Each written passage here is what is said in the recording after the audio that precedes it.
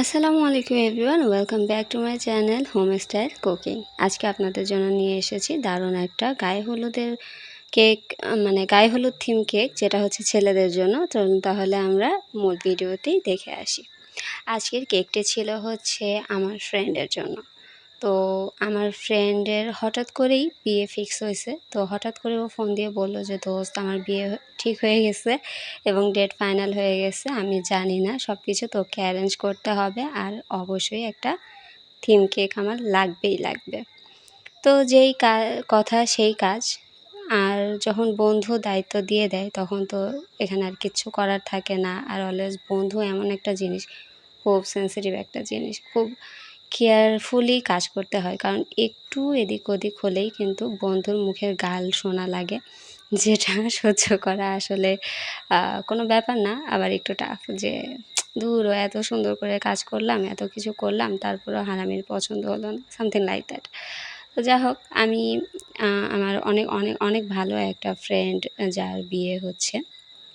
তো যেহেতু আমার অনেক ভালো ফ্রেন্ড, লাইক বেস্ট ফ্রেন্ড বলা যায়, তো তার বিয়ের জন্য কেকে তো আমাকে এক্সট্রা এফোর্ট নিজে থেকেই দেওয়া উচিত।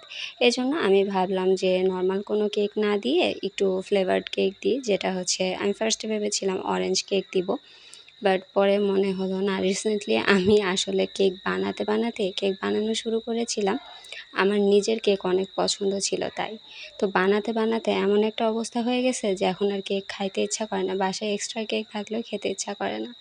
তো হঠাৎ সেদিন কি জানি, আমার খালাতো বোন আসছে। তো ওর আবার অনেক চকলেট কেক পছন্দ। তো ওর জন্য বানিয়েছিলাম। তো আমি অল্প একটু কেন জানি মনে হলো, খেয়ে দেখলাম। তারপর আমি জানি না কেন আমি নিজেই নিজের বানানো কেকের প্রেমে পড়ে গেছি। তো এরপর আমি নিজের জন্য একটা 2 পাউন্ডের কেক বানিয়ে আমি নিজে খেয়েছি সেটা। আই ডোন্ট নো হোয়াই, হঠাৎ করে আমার কেক কেন এত পছন্দ হলো। বা সা মাঝে, মাঝে একটু ক্রেভিংস থাকে, মিষ্টির ক্রেভিংস বা কিছু একটা হবে, হয়তো হয়েছিল। তো যাই হোক, আমি কেকটা বানিয়েছিলাম, খেয়েছিলাম। তো হঠাৎ মনে হলো, আমার নিজের যেহেতু চকলেট কেক এত পছন্দ হচ্ছে, তো এটাই ট্রাই করে দেখি, সবারই হয়তো পছন্দ হবে। আর ওনারা সবাই, ওদের ফ্যামিলির সবাই অলরেডি আমার বানানো কেক খেয়েছে। তারা সবাই আমার বানানো কেকের ফ্যান বলা যায়। তো এজন্য আমি নিজের ভরসা থেকেই আমি চকলেট কেক বানালাম এবং কেকটা ফন্ডেন্ট দিয়ে সুন্দর করে ডেকোরেট করলাম। তো ও যখন কেকটা অর্ডার করে আমাকে বলছে যে, জাস্ট আমার একটা কেক লাগবে, কীভাবে তুই ডেকোরেট করবি আমি কিচ্ছু জানি না, পুরো দায়িত্ব তোর, তুই তোর মন মতো ডেকোরেট করবি, তবে যেন সুন্দর হয়।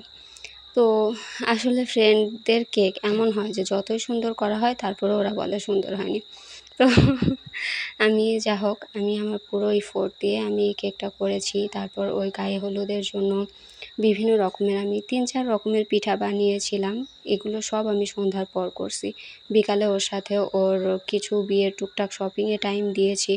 তো সব মিলিয়ে সারাটা দিন অনেক ব্যস্ত ছিলাম।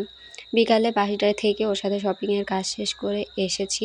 এসে আমি এসেই জাস্ট ফ্রেশ হয়ে 5-10 মিনিট রেস্ট করে তারপর আমি কেকের কাজ করেছি। কেক ওভেনে দিয়ে আমি এই টপারগুলো বানিয়েছি। আর কেকটা কমপ্লিট করার পরপরই আমি আবার 10-15 মিনিট, আধা ঘন্টাও না, রেস্ট করেছি। অল্প সময় করে আবার পিঠা বানাতে গেছি এবং শেষ হয়েছে প্রায় রাত 10টার দিকে। তো এই করতে করতে ব্যস্ত একটা দিন আমার কেটে গেল। বন্ধুর বিয়ের প্রিপারেশন এবং তার আবদার ছিল, দোস্ত কালকে সকালে 7টার মধ্যে বাসা থেকে বেরোবি।